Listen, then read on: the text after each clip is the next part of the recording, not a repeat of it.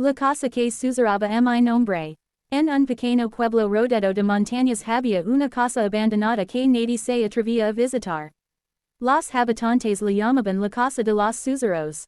Decían que todas las noches, exactamente a las 3:13, desde las ventanas de aquella casa se escuchaba una voz pronunciando el nombre de alguna persona del pueblo. Una noche, un joven llamado Daniel decidió descubrir si la historia era cierta. Llevó una linterna, su teléfono y una vieja cámara. A las 2:50 de la madrugada llegó frente a la casa. La puerta estaba entreabierta. Daniel empujó lentamente. ¿Hay alguien aquí? Nadie respondió. Entró. El interior estaba cubierto de polvo. Había fotografías antiguas en las paredes, pero algo extraño llamó su atención. En todas las fotografías, los rostros habían sido raspados. Daniel continuó caminando hasta llegar a una habitación donde encontró un viejo reloj detenido exactamente a las 3:13. De repente, toc, toc, toc. Alguien golpeó la ventana. Daniel levantó la linterna. No había nadie. Entonces acercó un susurro detrás de él. Daniel se quedó completamente inmóvil. ¿Quién está ahí? La voz volvió a hablar. Daniel, esta vez venía de dentro de una habitación cerrada. Daniel abrió la puerta. Dentro había una silla, un espejo enorme y una fotografía sobre la mesa. Cuando tomó la fotografía, su corazón se detuvo. Era una fotografía de él. Pero parecía haber sido tomada muchos años antes. Daniel miró el espejo. Su reflejo estaba allí, pero no se movía. El reflejo sonrió. Daniel retrocedió lentamente. Entonces su reflejo levantó una mano y escribió sobre el espejo. No debiste venir. Las luces de la casa comenzaron a apagarse una por una. Daniel corrió hacia la puerta principal. Pero la puerta ya no estaba. En su lugar había una pared. No, no puede ser. Acercó pasos detrás de él. Lentos, muy lentos. Se giró. Una figura alta estaba parada al final del pasillo. No tenía rostro. Solo una boca oscura que se abrió lentamente. Te estaba esperando, Daniel. La linterna cayó al suelo. Todo quedó oscuro. A la mañana siguiente, los habitantes encontraron el teléfono de Daniel frente a la casa. La última grabación seguía funcionando. En el video se escuchaba la respiración desesperada de Daniel. Después, su voz decía: si alguien encuentra esto, no entren a esta casa.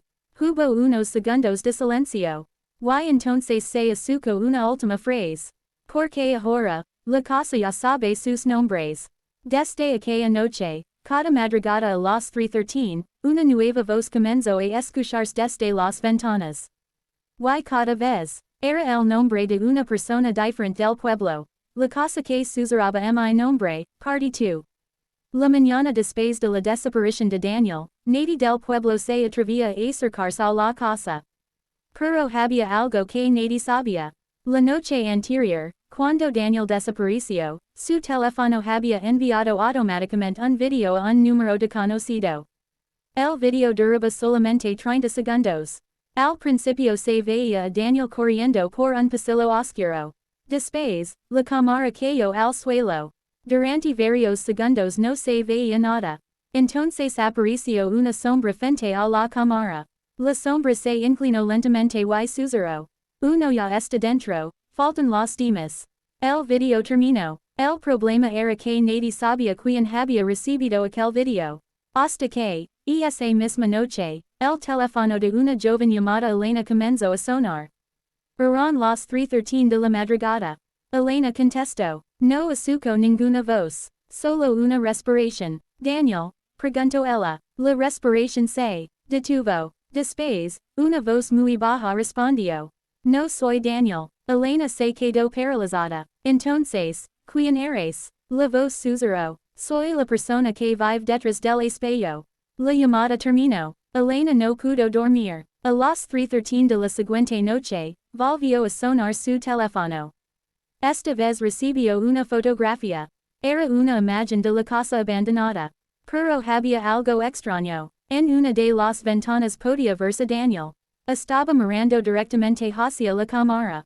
Elena amplió la fotografía. Daniel tenía los ojos completamente negros. Y debajo de la imagen había un mensaje. Ven a buscarme antes de que sea demasiado tarde. Elena sabía que debía quedarse en casa.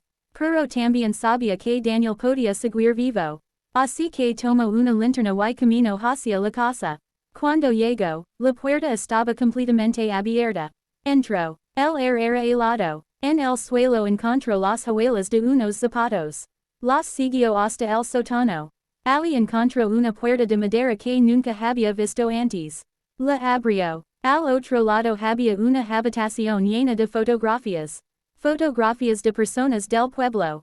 Algunas eran muy antiguas. Otras parecían haber sido tomadas apenas unas horas antes. Elena encontró una fotografía de Daniel. Después encontró una fotografía de ella misma. Pero la fotografía de Elena tenía una fecha. 10 de agosto de 2026. Elena miró el teléfono. Era exactamente ese día. Entonces escuchó una voz detrás de ella. Llegaste demasiado tarde. Elena se giró. Daniel estaba parado en la puerta. Pero no parecía el mismo. Su piel estaba pálida y sus ojos estaban completamente negros. Daniel, ¿eres tú? Daniel sonrió. Todavía queda una pequeña parte de mí. Elena comenzó a llorar. ¿Qué te pasó? Daniel miró hacia el espejo que había al fondo de la habitación. La casa no está embrujada. Hizo una pausa. La casa está viva. De repente, todas las fotografías comenzaron a moverse. Las personas que aparecían en ellas empezaron a girar lentamente sus cabezas hacia Elena. Daniel gritó, corre. Elena corrió hacia la salida. Pero antes de llegar, escuchó 3 golpes. Toc, toc, toc. La puerta se cerró sola. Y desde dentro del espejo apareció una mano negra.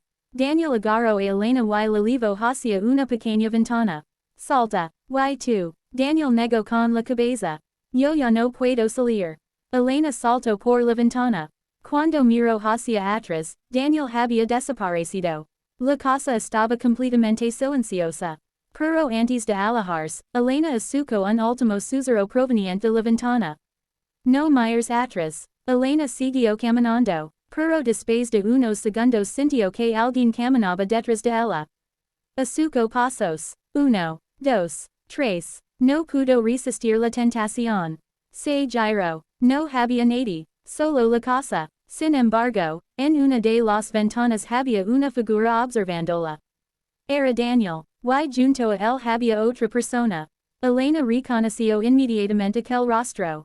Era ella misma. La verdadera Elena todavía estaba afuera. La que estaba dentro de la casa. Sonrió. Y apagó la luz.